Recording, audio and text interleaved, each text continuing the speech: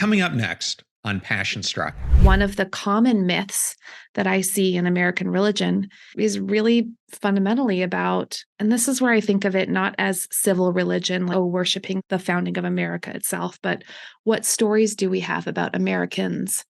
And I think among religions that have popped up in America, almost all of them share some common myths, which is in the power of righteous individuals. It's in the overwhelming faith in the power of the mind. Try doing this in France. Go ahead and drop this theology down in the middle of Paris and be like, your optimism changes your life. These are deeply American beliefs that we have that counter a lot of wonderful European skepticism. And also, it's a trajectory toward unlimited progress and unlimited resources. None of these beliefs assume that anything is ever a scarce resource, but more will always make more. Welcome to Passion Struck. Hi, I'm your host, John R. Miles, and on the show, we decipher the secrets, tips, and guidance of the world's most inspiring people and turn their wisdom into practical advice for you and those around you. Our mission is to help you unlock the power of intentionality so that you can become the best version of yourself. If you're new to the show, I offer advice and answer listener questions on Fridays. We have long-form interviews the rest of the week with guests ranging from astronauts to authors, CEOs, creators, innovators, scientists, military leaders, visionaries, and athletes.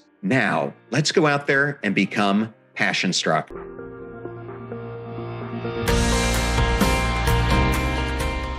I am so excited today and honored to welcome Dr. Kate Bowler to the Passion Struck podcast. Welcome, Kate.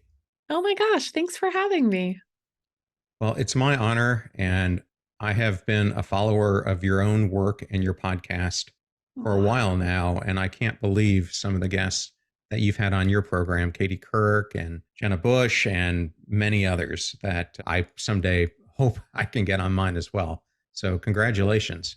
Oh, thanks. This podcast has been a long form exercise in, well, just not in for me, to be honest, in not being lonely and like having other wonderful people to talk to about the things that mattered. I'm sure you feel the same way. Yeah, I really have. And in fact, loneliness is one of the core topics that we have covered, especially over this past year, because it has become such an epidemic. And I think it's intertwined with hopelessness. Yeah.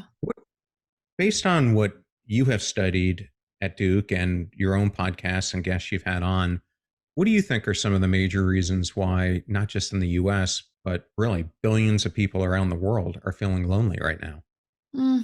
Yeah. Well, I guess we just got a little too convinced that individualism was the way to go.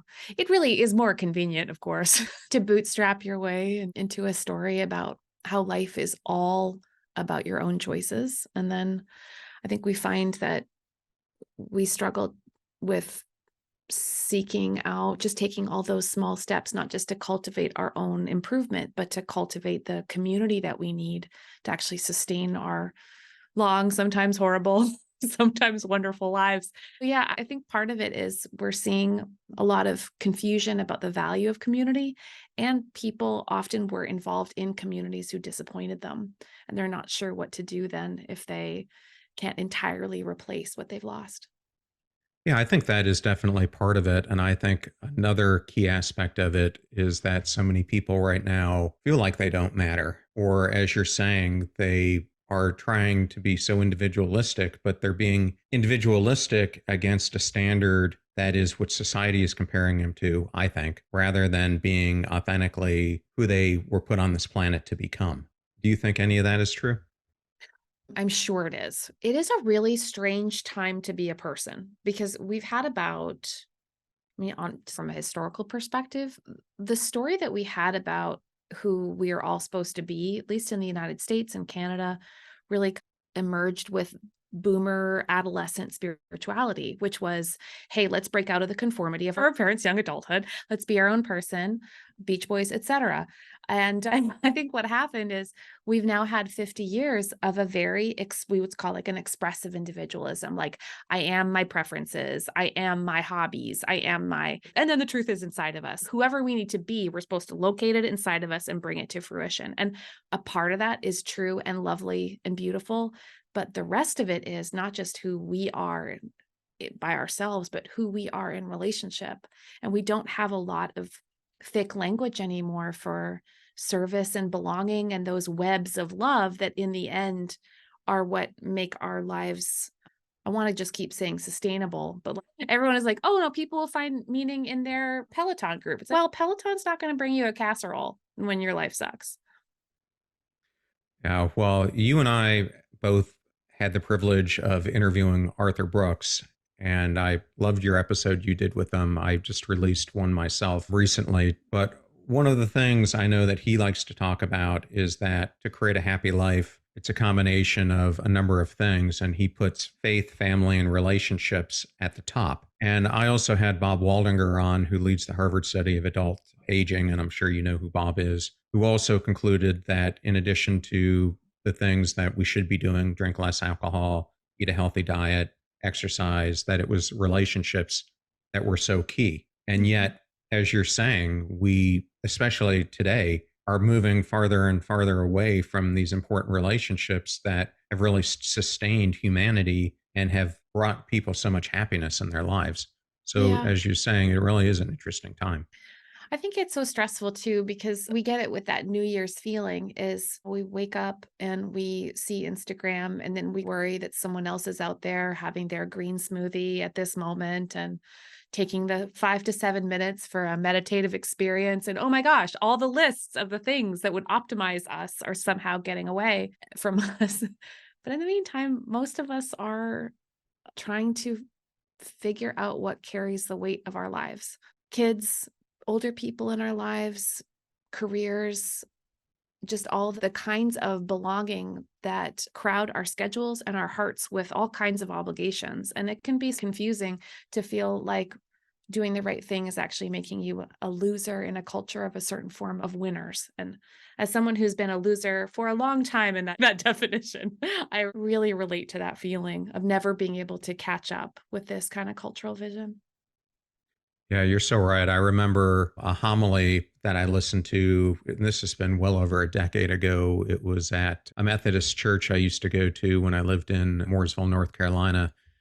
And the minister was talking about Stephen Covey, and the main thing about the main thing is keeping the main thing. And his message was basically a good way to understand if you're keeping the main thing is to look at your calendar and your pocketbook, Mm, because those two things will show you where you're devoting your time. And I think looking back, it's been one of the most powerful sermons I've heard because he is absolutely correct. yeah, totally. And I happen to be flipping through the channels on Sunday morning, speaking of ministers, and I happened to run across Joel Olstein. And when I think about Joel, what immediately pops into my mind is the prosperity gospel. Kind of him and Jim and Faye Baker, to me, are poster childs of that movement. But for the listeners who might not understand what it is, can you explain what the prosperity gospel is and what led you to studying it?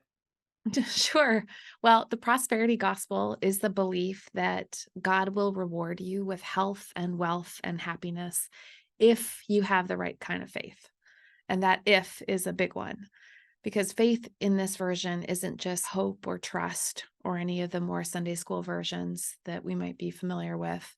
Faith in this version is like a spiritual power that you unleash with your words. So if you think positively and speak positively, then that's you demonstrating faith. And that will then bring all these wonderful things back to you. So we can think of prosperity gospel. I like to call it a kind of boomerang theology. The things that you put out will then come back to you. And so you put out good things, you get good things, you put out negative things, and you get negative things. And this form of it grew up inside of Pentecostalism, a certain form of Christianity, and it really got very popular after World War II. But it's, as a historian, I want to be like, it has a long and tangled history, but I will spare you that part. And just to say, it became very popular with the uptake of the middle class after World War II. And suddenly everybody started to believe, well, maybe God does want me to be like a little happier and have a little bit more of a dishwasher and indoor plumbing and a pretty nice car in the driveway. So it was part of an American story of upward mobility. Well, as I was getting prepared, I found some statistics that showed that 17% of American Christians identify explicitly with prosperity movement, and 31% espouse the idea that if you give money to God, then God will bless you with money. Do you think those Yeah. statistics are accurate? I love these ones. My sociologist friends are always being like, Kate, what is a certain kind of question we can ask to get at this? Because, one of the other numbers was it's some 80+% believe that God wants you to be happy. And it's the more general the question, the numbers go up, right? But it's this, and there's very understandable beliefs here, which is, well, God loves me. God is good. Surely that means that God wants good things for me. I don't disagree with anything I just said, except what does it mean then to expect that all good things are then a reward for being the right kind of person? And that is unfortunately not a Christian belief. It's just, we have a Jesus that died and whatnot, and an early church full of martyrs and suffering. Because we believe that faith doesn't always mean a good story just for us. And this is one of the trickiest parts of figuring out what it means to be somebody who hopes for more right now. Like, you and I both care a lot about equipping people with hope and practical, usable advice about how to grow as a person. And in Christian terms, we can call that sanctification. The problem is it can't be directly overlaid into our culture's understanding of success. And that's where we all got confused is, I'll give you an example. About a lot of the biggest churches in Canada and the US started popping up in the late 1970s when people started to really believe that God wanted health and wealth and happiness for you. And I keep mentioning Canada because I'm Canadian and I'm from the very middle, the part that nobody goes to. But please come visit Manitoba, where no one attends. But Canada's largest church popped up right in the middle of Manitoba, and it exploded my scholarly brain for two reasons. One, it was mostly filled with Mennonites, which is a religious belief that says that you really shouldn't have nice things in the first place, and you should always be building flat pack furniture from IKEA in a very frugal manner. They are lovely and simplistic people. And then second, that Canada, of all places, would have the largest prosperity church in the area. It was a church that I thought was a factory emptying out on Sunday morning, but it turns out was 10,000 mostly Mennonites who believed that God really loved their senior pastor, and then they gave him a motorcycle, which he rode around on stage for a new holiday called Pastor's Appreciation Day. And I just picture a 22-year-old Kate Bowler. My brain died. I could not put it together. And that became my 10-year writing the history of the prosperity gospel, because I was trying to understand, why is it that all of us at some point or another feel confused about the difference between what does it mean to be a winner in our culture, and then haven't I got this a little bit confused with some kind of spiritual story of endless accumulation. So that has been my life's work. It's also been something I have a lot of personal investment in. Well, I'm going to go just a little bit deeper on this because I think it was a very interesting topic. How do practitioners of New Thought like William James and Ralph Waldo Emerson and their belief in mind over matter relate to the prosperity gospel? Oh, sure. Yeah. Most of our ideas about the power of the mind come out of 19th century beliefs about exactly what you said about mind over matter, about the sense that the most powerful spiritual thing about us isn't our bodies or even our will, it's our harnessed thought. What we see right after the Civil War is a lot of kind of, I want to say religious, but a lot of it was religious and psychological experimentation with, well, what does that mean to say the mind is powerful? So we need to remember here that this is like the rise of the placebo effect as being like the power of suggestion. People are now experimenting with it for the first time. All kinds of religious movements are popping up to say, well, what if we applied the power of thought to our bodies and expected complete healing from illness just by having positive thought? And all of this kind of mishmash between religion and psychology coalesces in one religious form called New Thought, which we might think of as just like early Oprah, but it went immediately into Good Housekeeping magazine and all these other popular periodicals as being the go-to advice for how do you manage difficult things in your life. So people started saying, instead of just change your behavior or try to change your circumstances, change your thought and change your life. And that's where those beliefs come from. Speaking of beliefs, one of my favorite books since the time I was in high school has been The Power of Myth by Joseph Campbell. And when I reread that, and I try to do it every single year, it's so interesting to me how all the major religions have so much in common between them. How do you think, as Joseph lays out, that myths have shaped our beliefs and religion? Well, there's a lot of fun ways to go with that lovely question. So, in religious studies, we use the term myth to say not just so that it's not true, but it's that it's a compelling and overarching story. It's like a synthetic account that pulls us in. I'm an American religious historian. So, one of the common myths that I see in American religion is really fundamentally about, and this is where I think of it not as civil religion, oh, worshiping the founding of America itself, but what stories do we have about Americans? And I think among religions that have popped up in America or become very popular, almost all of them share some common myths, which is in the power of righteous individuals. It's in the overwhelming faith in the power of the mind. Try doing this in France. Go ahead and go drop this theology down in the middle of Paris and be like, your optimism changes your life. These are deeply American beliefs that we have that counter a lot of wonderful European skepticism. And also that it's a trajectory toward unlimited progress and unlimited resources. None of these beliefs assume that anything is ever a scarce resource, but more will always make more. And I think these kind of founding American myths that have been dominant, at least in the last 120 years, are mostly what we talk about when we talk about both religion and spirituality. Is if you give the average American like a little test of what they believe, the power of their own action, the power of their mind, and the idea that there's always more, I think would be part of the bedrock.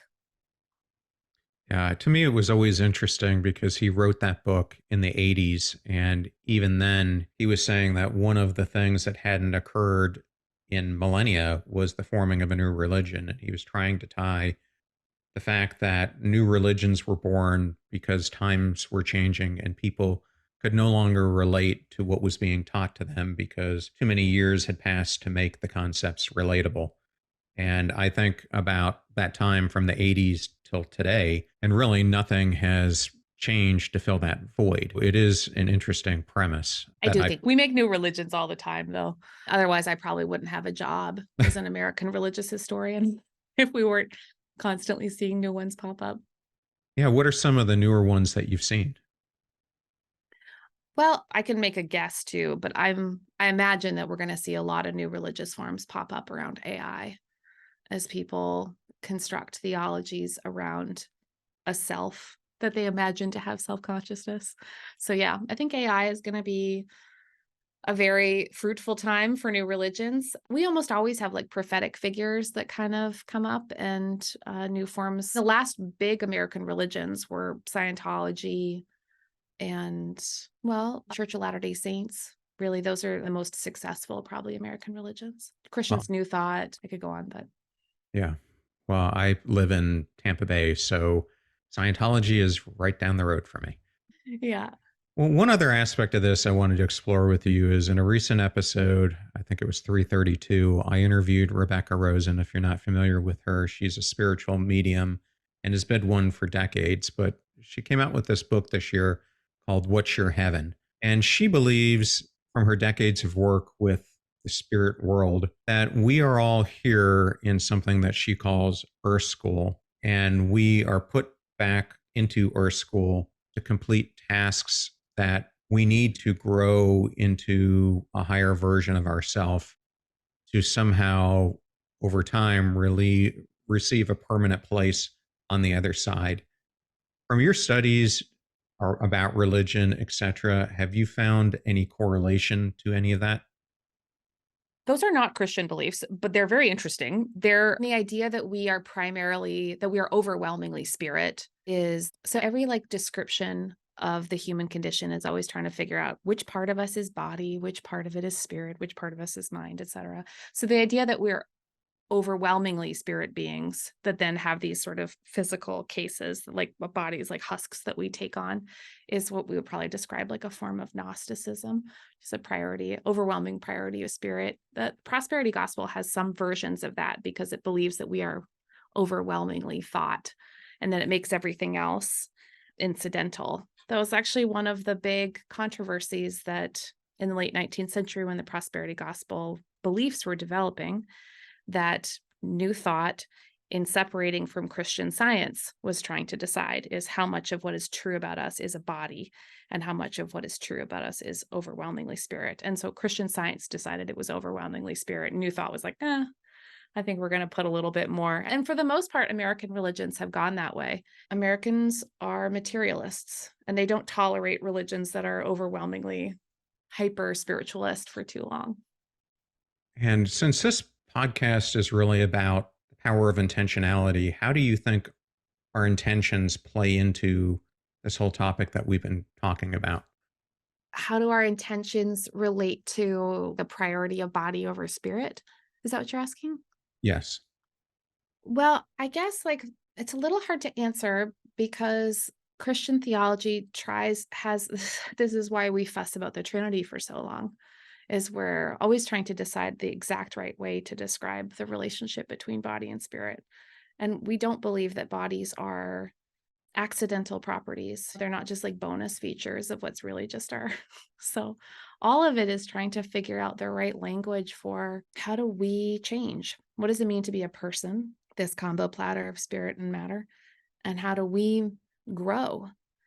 And I think that's why I really like the language of limited agency when I think about what does it mean to be a person. So agency, right, just the theory of what we can do. Americans tend to have a belief in what I call hyper agency, that we can do anything at all. And frankly, a lot of if we imagine ourselves just as spirits, for instance, without bodies, it is actually easier to get into that sort of territory, which is everything is possible if you believe, if you, etc. Now, the rest of us are just stuck in human bodies, and human bodies are made of car parts and garbage and also the spark of the divine. It's a really wonderful combination. But the truth is, we are limited by our mortality. We're constantly limited by bodies that break. We're constantly limited by cells that divide without our permission. And the fact that we are all just headed toward 80 years if we're lucky. So in all versions, we can't really say everything is possible because we know that is not true. And we also don't want to say that nothing is possible because our spirits have a desperate desire to be more. And so that's why I like to center it on the idea of limited agency. Not everything is possible and not nothing is possible, but what is possible today? What is possible inside these beautiful constraints? Well, I want to touch further on this aspect of mortality that you brought up because many people, if not most people, have a fear of mortality at one point or another in their lives. And I think sometimes we go about our life not even thinking about it or trying to put it out of our minds until moments happen that bring it full force into reality. And this could be seeing a loved one pass away, a close friend, suicide, sickness, something like that. And I understand that your life was going in a very positive direction and you had a pivotal moment in your own journey where you were faced with mortality hitting you. Can you explain that story to the audience? Because when I heard your story, it reminded me of my sister's story a little bit in that she had this very vibrant life. She has a son and everything was going well in her life. And she was visiting my parents and was realizing when she was out on some walks, they happen to live in one of the mountains outside of Chattanooga, Tennessee. She just wasn't keeping up like she used to. And then over the next couple of weeks, she noticed that she had some jaundice and went into the doctor, not expecting it to be anything. And coming away from it, that in her 40s, she all of a sudden was told she has pancreatic cancer.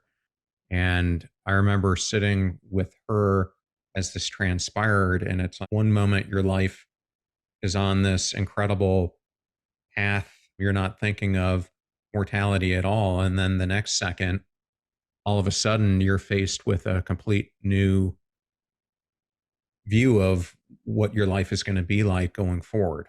And it's Yes. something that you faced as well. Oh, I'm so sorry though. Those I'm so sorry. Pancreatic cancer is it's so punishing, and finding a diagnosis and getting care is so difficult. So I'm so sorry that she's going through that. Well, that makes two of us. Luckily, PanCan is there and supportive, and she's had some good care teams. It really is one of those cancers where if they catch it early enough, you have the opportunity to do the Whipple surgery. If not, you're really faced with clinical trials. And Yeah. It's wild how we become experts so quickly in cancers we hadn't really heard about. And then all of a sudden, things like Whipple surgeries. Yeah, I know a ridiculous amount about colon cancer with not a single bit of colon cancer in my family, but I had a life I really was hoping was going somewhere. I wanted to be an academic ever since I was little. My parents are both professors, and we have just an unsanitary number of books in our house. And I just wanted to do this forever. And it took a long time. I spent my 20s getting a doctorate and just like paying into a future that I thought I had. And then somewhere along the line, I started to believe maybe it was a future I deserved, which when you have a before and an after in your life, you start to look back and think about your sweet delusional befores. And mine was that I believed that my life was just all of was an accumulation of my good choices. And even though I wouldn't have said I was proud of it, not knowing, of course, that like most of what happens in life happens to us. We're rarely given options to change. And if we are, we take them and we do the most with them. But when I started getting like pain in my stomach, I spent about 4 months in and out of doctor's offices. I just could not get anyone to take me seriously. I was sent home from the ER with Pepto-Bismol. It was just brutal.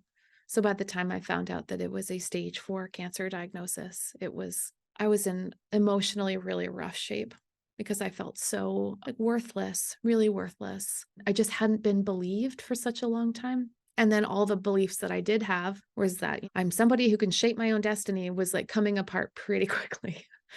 So it was a massive breaking point emotionally and physically and in my life as I tried to figure out how to rebuild myself and whatever I had left with like pretty unsustainable beliefs.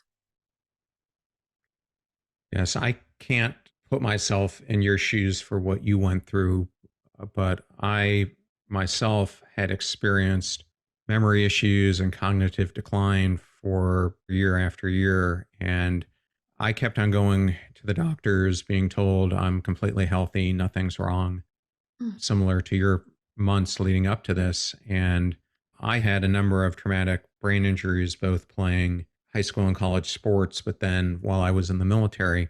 And I kept on researching it and finding that there are millions of people who have post concussion syndromes.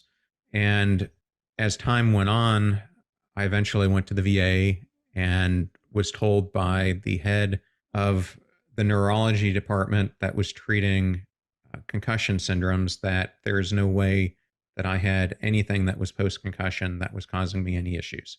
And then I started talking to other veterans, specifically those who had experienced traumatic brain injury. A lot of them were special forces folks. And about 99% of our symptoms, and I'm not talking across one or two people, I'm Mhm. talking across dozens and dozens of people, were exactly the same. And so I eventually found a polytrauma treatment center here at the Haley Center in Tampa. It's a VA center where they were the first ones who looked at you holistically to figure out what was going on Yeah. And lo and behold, it was post traumatic syndrome caused from having many traumatic brain injuries that had never healed properly. And Oh, so wow. I know in a way how you feel because your life gets so disrupted and I poured myself into research. I would tell these neurologists, I feel like I have a doctorate myself because I've read so much on this, but no one knows yourself as well as you do. And one of Yeah. the most important things that I came out of that experience realizing is that you have to be the CEO of your health journey, and that so much of the medical system today is fundamentally flawed and it treats everything in the form of protocols instead of looking at the person holistically and what could be going on with them and causing these myriad of symptoms. I'm just going to throw it out there because it is not only so frustrating, but it's so sad for me to see so many people who become bankrupt because of their health and because the healthcare system is not adequately serving them, so that even if they are coming out of this in some form or shaped healed, they're carrying these huge economic burdens that weigh on them for years, if not the rest of their life. And I Yes. know this is something you're Yeah. passionate about as well. Yeah. The way that bankruptcy is the number one form, medical bankruptcy is the number one form of bankruptcy in America. It's the flooding that comes after the initial storm. It is wild how tragedy doesn't just strip you down to the studs, but it appraises the worth of everybody else's bungalows and threatens to take everyone else's livelihoods away. That was probably the biggest source of not just like the horror of being told you're probably going to die that year, but it was the feeling that I was the bad thing that was then going to happen to other people because my illness, my treatment, my everything was going to cost hundreds of thousands of dollars that we just like did not have. And so if I could just wave a magic wand to remove just even the post diagnosis feelings, it would be I wish that I could take away all the shame that people feel when they're being saddled with the consequences of things they didn't choose. Yeah, I'm glad you brought up shame. I think another aspect of illness and adversity is mattering. How, for you, as you were going through your sickness and your recovery, and now your life living with cancer, how does that redefine what it means to you to matter in life? Mm. It makes me want to ask you, so in all of your experience with people who've been sick, with your own needing to overcome massive health obstacles, do you feel like what you landed on was that it becomes such a difficult, dark, and lonely place unless we really know that it's hard then to act unless we know that we matter? Is that where that landed for you?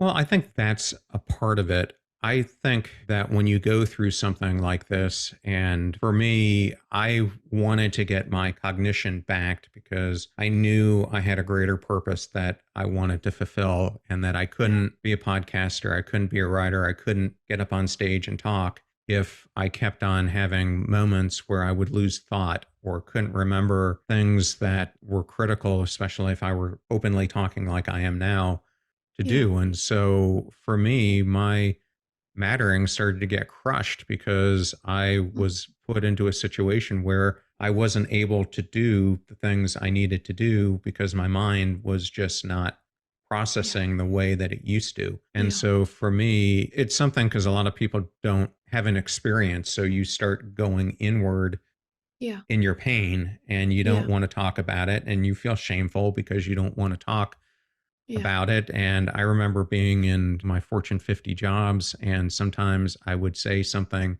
completely out of context or I'd mispronounce words and other things. And you're just sitting Oh, here like yeah. punching yourself inside, Oh, especially when you're being told that you're completely fine. But I oh, know from yeah. observing my sister and other people I know who have faced cancer diagnosis or other sickness, whether it's ALS or something else, you really start narrowing, from what I've seen, the focus to what really matters the most in your life. Mhm. And that means getting things out of your life, whether they be activities you're doing or people or other things that are tearing you away from what truly matters. Yeah. So you want people around you who are supporting what you're doing, who you enjoy being with, but most importantly, who you want to share love with, because at the end of the day, love is the most important thing I think that we have. Mhm. Mhm. And Yeah. having fun and joy in other things. That's what I was trying to ask when it comes to mattering, because I feel Yeah. like when we don't matter, it's Yeah. hard to love anything, including yourself. Yeah. I'm so glad you told me that because I landed on a I think have the same conclusion, but I landed in a different place because I think before what had caused me pain was in believing that I was special. And then when I got sick, I realized, well, I am about as special as everybody else. And then what I needed was, I did need to believe that I mattered, certainly enough to be cared for. I deserved a thousand times better support than I got. But in feeling like I wasn't special anymore, I did feel much more cracked open to other people's pain in a way that I hadn't been. And so no longer believing that I'm special means that I believe that things are about as likely to happen to me as anybody else. And that kind of humility, like leveling feeling, has put me in a different space. I find it's like a softer place. It's easier for me to then have kind of an insane amount of compassion for everybody else's equally ridiculous circumstances. I do think too, though, just trying to figure out though what is, because I'm also a big believer in the language of purpose and the feeling like our gifts that we need to be called into the love and service of others, which makes our befores and afters much more meaningful.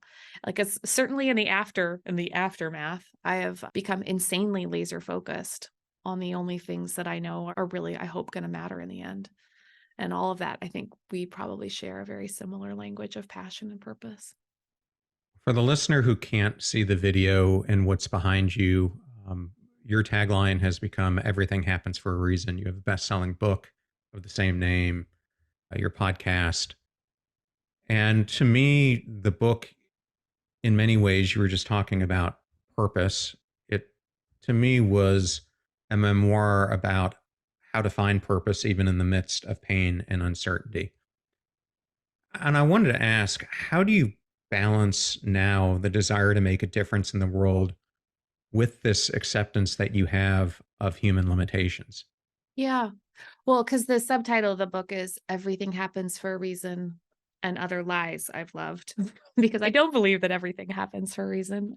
I think that's part of the great dilemma is when we're surrounded by most of the things happening to us without our permission or without knowing that it's not all trying to improve us, how then do we find our own very good reasons for moving forward? I think what helps me is I've become wildly intolerant of platitudes. I really try hard not to be reductive in my God is not usually closing doors and opening windows. God is pouring love out into the world, but we might not always be able to tell why things happen to us. I think taking things less personally in that way is a call toward greater courage to know that we won't always get to have the satisfying story, but we are called forward into love, into hope, but not necessarily without the tidiness of an Instagrammable life. My life sometimes might look like garbage, and, but, but I hope that it will be incredibly full of love.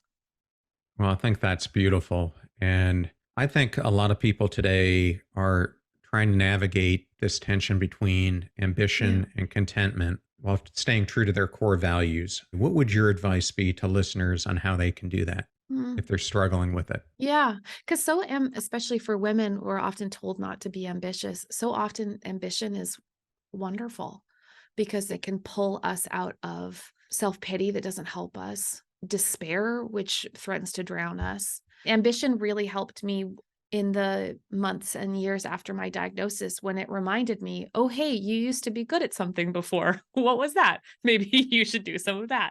So I think being able to press the gas in our life is a wonderful reminder of why our gifts matter and does help rev the engine and pull us forward. I do think the problem for a lot of us is that we're completely lead-footed on that gas pedal, and then we wonder why we feel scared, fearful, and overwhelmed. And it's because we usually only have a version of ourselves if we're only good if we're being ambitious. So I think ambition is wonderful, but we might practice. Do you feel as loved if you're just lying in a hammock? Do you feel as loved when somebody else actually needs to take care of you because you're the one whose life is difficult? A friend of mine who comes out of the Alcoholics Anonymous community said that she likes to think of she and her friends think of it as the rowing club. Like sometimes you're the one in the boat and then sometimes you're just the one at the oar. Everybody's got to take turns. I think our self-perception has to be enough that we don't mind taking our turn at the oar, but sometimes we don't mind just taking a nap. I have another question along these same lines. I have tried to put a lot of effort into the topics of effortless perfection and this toxic achievement culture that so many people find themselves in. Yeah. What advice do you have for those who are striving to live intentionally without succumbing to unrealistic expectations that they and society place on themselves? Totally.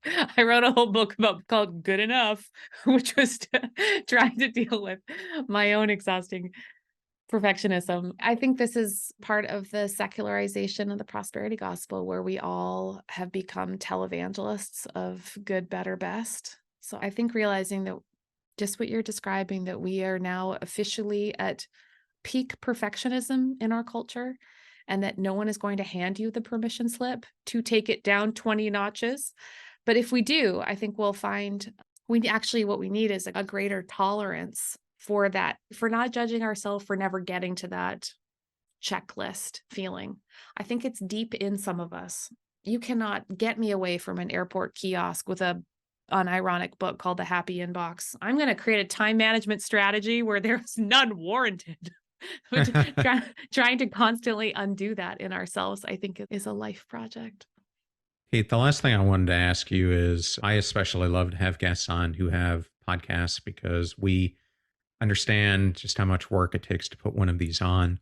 And I never like to ask anyone who's their favorite guest because Lord knows when you've had hundreds, it's so hard to pick. But can you just pick maybe one guest that you've had on that comes top of mind Hmm. that you've had a recent impactful conversation with and why? Oh, yeah. And this is the problem too, is I immediately fall in love with the podcast guest and then expect a vacation together in a way that's probably too much, but never too much. I think the conversation that comes to mind on this topic is there's a beautiful book called The Comfort of Crows by Margaret Rinkle. She writes for the New York Times a lot, and her essays are just gorgeous because she knows how to pay attention to every small thing. Like she's so good at the thing that I am not, which is like the beauty of ordinariness. So yeah, that conversation was a huge challenge to me to slow down and learn to fall in love with the world again. Thank you so much for sharing that. And Kate, if a listener wants to learn more about you, where's the best place for them to go to learn everything about Kate Bowler? Oh, well, sure. Well, there's katebowler.com. And we often have free resources, especially around Lent and like Christmas and going up to Easter. And at Kate C. Bowler on Instagram and in all social media needs. Oh, and if you want a medium sad podcast, it's called Everything Happens. Well, Kate, thank you so much for giving us the honor of being here today. It was truly a joy having you. It is my great joy. I really thank you for sharing your story with me. I thoroughly enjoyed that interview with Dr. Kate Bowler, and I wanted to thank Kate for the honor and privilege of joining us today. I also have some exciting news that my brand new book, which I'm holding here in my hands, Passion Struck: 12 Powerful Principles to Unlock Your Purpose and Create Your Most Intentional Life, is available for pre-order on Amazon, Barnes & Noble, or anywhere else that you purchase books. Links will also be in the show notes. You are about to hear a preview of a very special Passion Struck podcast interview that I did with Jim Quick, founder and CEO of Quick Learning, New York Times bestselling author of the book Limitless, speed reading and memory trainer, and host of the Quick Brain podcast. You know how there's like personalized medicine based on your genetics or personalized nutrition based on a test like your microbiome? Well, we created a model for personalized learning because everybody learns a little bit differently, right? They have a different style based on their brain animal, and that informs how they could read better, remember names, learn another language, focus when they need to, and so much more. It literally affects every area of your life. The fee for this show is that you share it with family or friends when you find something useful or interesting. If you know someone who could use the advice that Kate gave here today, then definitely share this episode with them. The greatest compliment you can give us is to share the show with those that you love and care about. In the meantime, do your best to apply what you hear on the show so that you can live what you listen. Now, until next week, go out there and become passion struck.